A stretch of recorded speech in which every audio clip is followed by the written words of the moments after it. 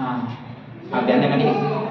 बहु आवेशों के कारण विद्युत विभव के सूत्र की स्थापना करनी। इससे पहले हमने की थी विद्युत द्विध्रुव के कारण विद्युत विभव के सूत्र की स्थापना, और उससे पहले की हमें बिंदु आवेश के कारण विद्युत क्षेत्र के विभव की स्थापना। और अब बता रहा है कि बहुत सारे आवेश है और उसके कारण में विद्युत की सूत्र की स्थापना करनी। तो हमने आवेश बहुत सारे ले लिए, Q1 ले लिया, Q2 और Q3 Qn तक ऐसे लेते गए।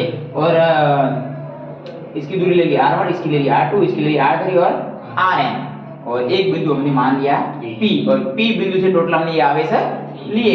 तो माना किसी निकाय में आवेश हमारे पास में Q1 Q2 Q3 Q4 Qn तक जा रहे। फिर आवेश स्थित है तो इनके कारण किसी बिंदु P पर विभव ज्ञात करना है। P पर क्या ज्ञात करना है? विभव ज्ञात करना। क्वेश्चन बता रहा है कि हमारे पास में ये आवेश दिए हुए हैं और बिंदु P पर हमें विभव ज्ञात करना है। तो इन आवेशों से P के बीच की दूरी है, जो आवेश और P के बीच की दूरी है, इन आवेश से P के बीच की दूरी है वो हमारे पास में है R1, R2, R3 और Rn है। Rn तक जा रही है। फिर हम Q1 आवेश के कारण विभव ज्ञात करेंगे। फिर Q2 के कारण हमारे पास में दिया हुआ वो हमने लिख लिया। जैसे डायग्राम में दिया हुआ है कि एक बिंदु P मान लिया और इसे आवेश हमने Q1 Q3 Q4 Qn तक ले लिया, और इनके बीच की दूरियां हैं, P बिंदु से जो दूरियां, एक की दूरी R1, एक की दूरी R3 और Rn तक जा रही है। और फिर हम बताएंगे कि Q1 के कारण विभव, Q1 के कारण विभव, तो Q1 के कारण विभव की परिभाषा से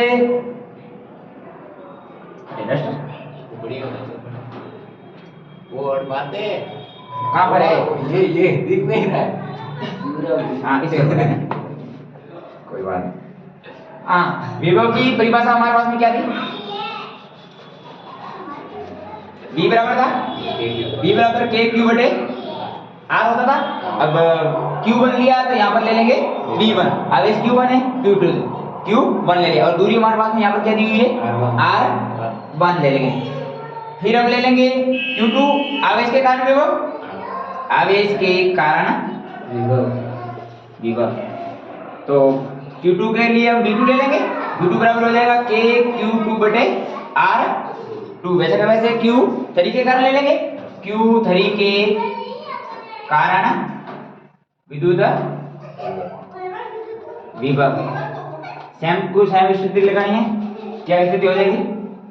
V3 बराबर में KQ3 बटे R3। अब ऐसे करते करते Qn के कारण लेंगे। Qn के कारण विद्युत विभव। तो Qn के कारण क्या हो जाएगा हमारे? Vn ले लेंगे KQn बटे Rn। अब वो बता रहा है कि हमारे पास में Rn मानो समीकरण मान लेते हैं, और वैसे ऐसे माने कोई बात नहीं। फिर परिणामी विभव, तो परिणामी विभव के लिए क्या करते थे? परिणामी विभव के लिए एक विभव टोटल विभव होगा, बाकी वाले विभव के योग के बराबर होगा। जैसे हमारे पास विभव एक क्या है? V1 है, V2 है और V3 है, V4 है, डेस्टिनेशन Vn तक ऐसे होता है। तो V2 V3 का मान यहाँ रख देंगे और परिणामी विभव हमारा निकल जाएगा।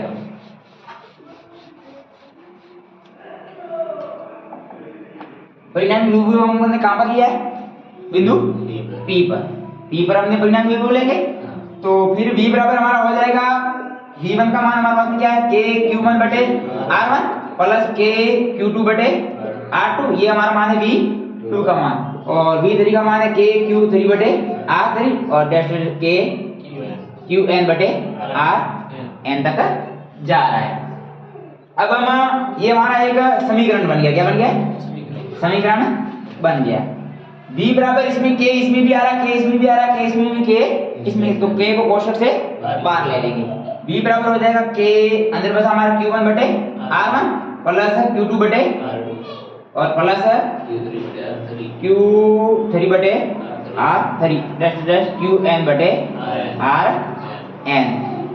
ये हमारे पास में आ गया बहु आवर्तक के कारण विद्युत जिसकी सूत्र की स्थापना करनी थी, वही हमारे पास में ये है। बहु आवर्तक के कारण विद्युत विभव का सूत्र पूछे तो आप बताओगे सर V बराबर में K कोष्टक में लिख देना Q1 बटे R1 प्लस Q2 बटे R2 प्लस Q3 बटे R3 डैश Qn बटे Rn। क्या करना है, पहले सिंपल चलाना है, एक बिंदु P मान लेना और P से Q आवेश ले लेना थी, Q1 Q3 Q3 और Qn, और इनों के बीच की दूरी Q1 की लेना R1, Q2 की R2, Q3 की R3 और Qn की Rn।